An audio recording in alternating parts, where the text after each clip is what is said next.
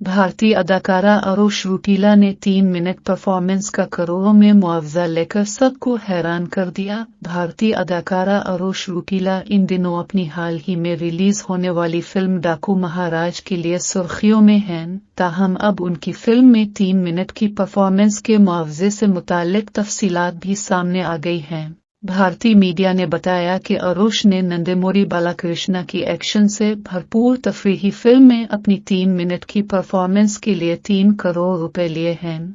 अरुष ने 1 मिनट की परफॉर्मेंस के लिए 1 करोड़ भारतीय रुपए चार्ज किए हैं।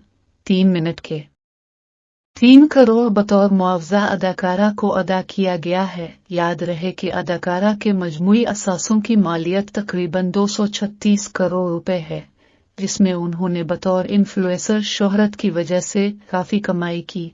अरुष के इंस्टाग्राम पर 73 मिलियन से जायद फॉलोअर्स हैं।